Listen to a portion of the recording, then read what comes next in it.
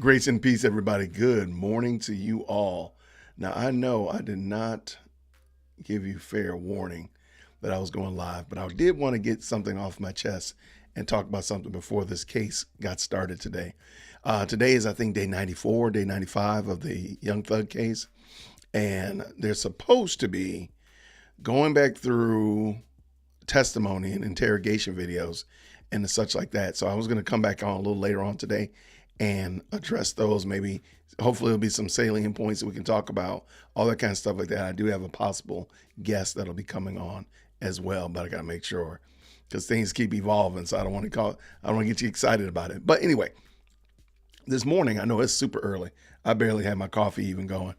I wanted to go over Kayla Bumpus, who was the stand-in attorney for Little Woody, did an interview on Talk That Law, which seems to be a great YouTube channel. Definitely would like you to check them out. Their link is down in the description as well.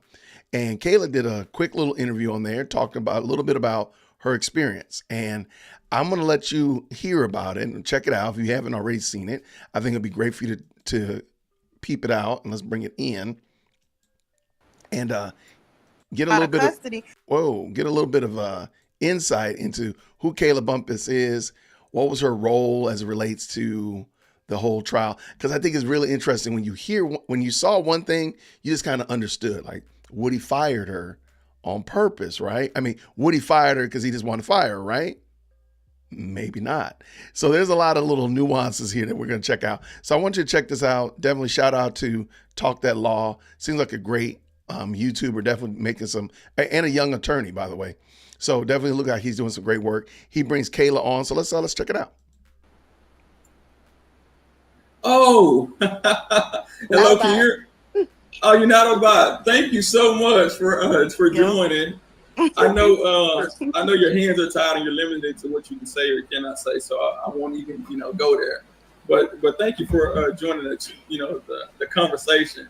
I didn't know because nowadays people will make a fake profile so No, quick. it's a lot of fake pages. Oh, it's okay. That's pretending to be you or Hmm. speaking on behalf of you. Well, I would tell you, you do got the dream team. I don't know how you did it that quick, but I was saying that I was like, she need to get a lawyer These are because my friends. Gabe was a prosecutor when I was a prosecutor. oh, Yeah. okay. So are you moving like to Texas now? Yeah, I live in Texas now. Okay, so are you gonna practice in both? Yeah, I'm a practicing both. I That's keep Oh, my wild. office in Atlanta. I'm gonna hire an associate for court appearances, but I do mostly personal injury. okay. I got a real good friend that I went to school with. She was a year above me, and she does personal injury, and she practices in both Texas and in Mhm. Georgia. So maybe y'all can link up and get some done together. But Yeah. she's definitely killing the game for sure in personal injury. Yeah. Yeah, and I've been I do a little personal injury myself. I really love criminal defense, but personal injury where the money at. I don't want no criminal cases. I know that's right. Especially after now, Wow. right? Right.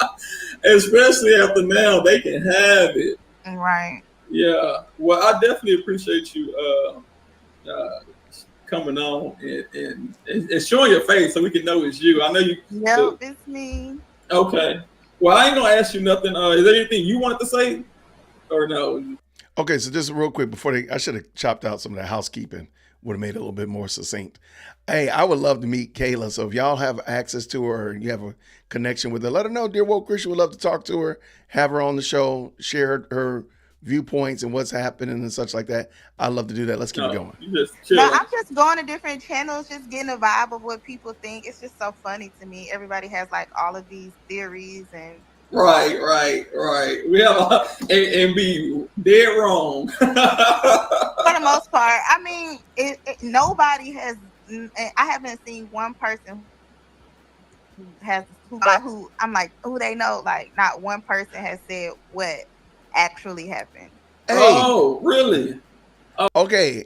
I think I was pretty close though. Wait till she explains it. Look, your boy was pretty close. Okay. Really, Okay. Wow. Well, this is gonna be interesting then. it's gonna be interesting, but I mean, I don't think the 25th is gonna happen. Facts. He shouldn't even did it in the first place. Yeah. And this, I know this is not you saying this, so you don't got to adopt my statements, but it seemed to me that when you were first trying to get off the case, he didn't want to let you go because he already had in his mind that he was trying to keep you there for this show cause hearing. He was trying to punish me. Yeah, that's what it was. That's what it was. Yeah. I mean, to be clear, that's exactly what it was. He didn't want to let you go, and then when the other lawyer stepped in and said, "Hey, Judge, you got the rules wrong as usual," and that's me saying that, not you. He was like, "Well, you can go," but then he handed you a paper. I already knew he was on some. Yeah, I'm gonna keep it clean while you up here because I don't want them to say, you're saying what I'm saying. But yeah, that was that. But I'm just point blank period. Like I'm gonna say this is that Woody, like me, the agreement was always that I was only representing him while he was in custody. Once they agreed to let him out of custody, so I mean the whole fire was because he was trying to help me get off the case. I mean, even he knew that the judge was wrong. Like, I said it. I knew it. I knew that whole thing was theater. I knew it. That was my first theory because a lot of times when we work with clients, we could talk to him on the side. Him are close. Like I represented him a lot. Like I know him. Okay. So there's no bad blood at all. Oh, okay. It was just like everybody. No, even he couldn't believe what was happening. Oh, okay. The way his demeanor is, and he, dramatic with it. She's high. Yeah, yes, all right. Mm-hmm. Yeah. And I was thinking, I was like, okay, if it was my client, and I tell my client, hey, the judge is not gonna let me off unless you get on board. Mm-hmm. And a lot of times, I mean, I've never had a client that just say, if they know what I want to do, they'll be like, oh, okay, so this is what I got to do. Mm-hmm. I'm like, yeah, that's what you got to do. And then we go do it. But that was always the understanding. It was I didn't do anything, like all these theories about it. There was no anything like that. I just thought Woody was trying to get her off the hook. I was thinking that you were like a substitute attorney, even if that's the proper term. I know you. I mean, the thing about it is me and Melnick are friends, and he knew I had previously had a relationship with Woody.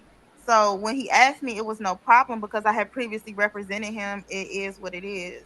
So it didn't matter. I mean, their agreement was once he was once he purged himself by testifying that he would no longer need representation.